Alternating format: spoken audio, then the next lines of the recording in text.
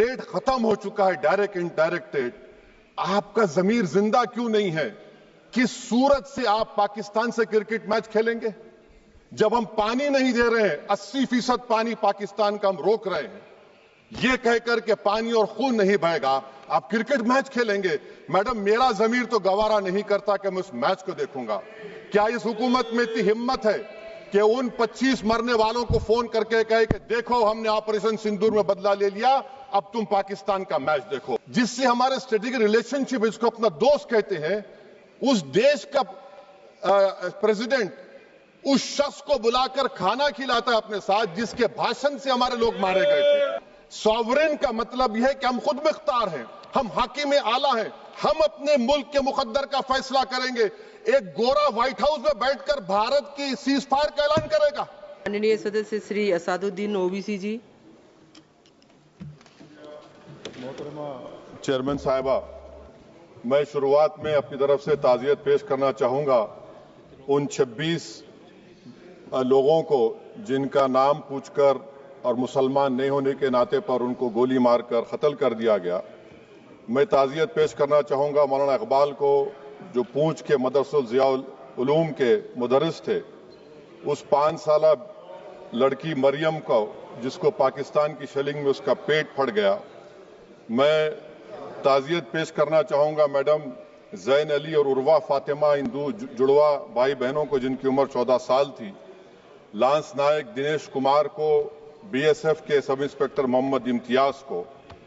मैं शुक्रिया अदा करना चाहूंगा कश्मीर की आवाम का कि उन्होंने पहलगाम के वाक़े के बाद मस्जिदों से ऐलान किया मजम्मत का, बगैर किसी के बोलने पर रोड पर निकलकर उन्होंने पाकिस्तान से आए हुए दहशतगर्दों की मजम्मत की।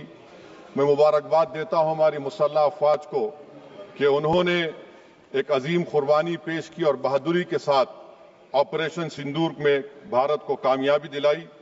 मैं मुसल्लह अफवाज ने पहले 9 दहशतगर्द ठिकानों पर उनको निशाना बनाया और सबसे मेरी नजर में जो दहशतगर्दी के दिल पर हमला हुआ वो भावलपुर का था और 6 एयरफील्ड, 3 हैंगर और 2 रनवेज को हमने तबाह किया। बाद में ऑपरेशन सिंदूर की कामयाबी की एक अहम वजह यह थी मैडम कि मुल्क में इत्तेहाद और इत्तेफाक पैदा हो गया था, एक यूफोरिया पैदा हो गया था, मगर अफसोस कि हुकूमत ने उसका फायदा नहीं उठाया।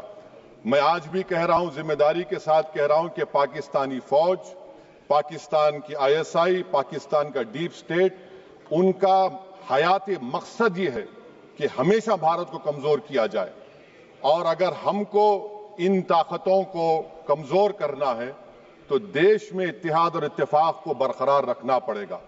अगर हम बुलडोजर के जरिए या फिर लिसानी जबर के जरिए या मजहबी फिरका परस्ती के जरिए अक़लियतों को निशाना बनाएंगे तो हम खुदा ना खास्ता उन पड़ोसी मुल्क के दहशतगर्द तंजीमों को कहीं कामयाब ना हो जाए।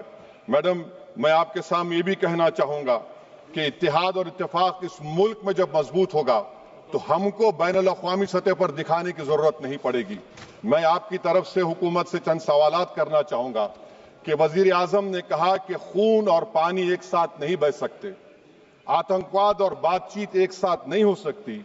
तो मेरा सवाल आपके जरिए से वजीर आजम और हुकूमत से यह है, फिर जिन इंसानों को बैसारा की वादी में मारा गया था, क्या आपका जमीर इस बात की इजाजत देता है कि आप ट्रेड बंद कर दिए, पाकिस्तान का एयरक्राफ्ट हमारे एयर स्पेस में नहीं आ सकता, उनकी कश्ती हमारे पानी में नहीं आ सकती, ट्रेड खत्म हो चुका है, डायरेक्ट इनडायरेक्ट ट्रेड।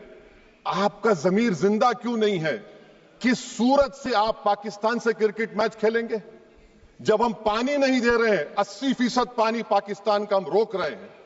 ये कहकर के पानी और खून नहीं बहेगा, आप क्रिकेट मैच खेलेंगे? मैडम, मेरा जमीर तो गवारा नहीं करता कि मैं उस मैच को देखूंगा। क्या इस हुकूमत में इतनी हिम्मत है कि उन 25 मरने वालों को फोन करके कहे कि देखो हमने ऑपरेशन सिंदूर में बदला ले लिया, अब तुम पाकिस्तान का मैच देखो? बड़ी अफसोस की बात है मैडम, अकाउंटेबिलिटी किस पर है? पहलगाम किसने किया? 7.5 लाख हमारी फौज और सेंट्रल पैरामिलिट्री फोर्स है, ये कहां से 4 चूहे घुसकर हमारे भारत के नागरिक को मारे? अकाउंटेबिलिटी किस पर फिक्स होगी?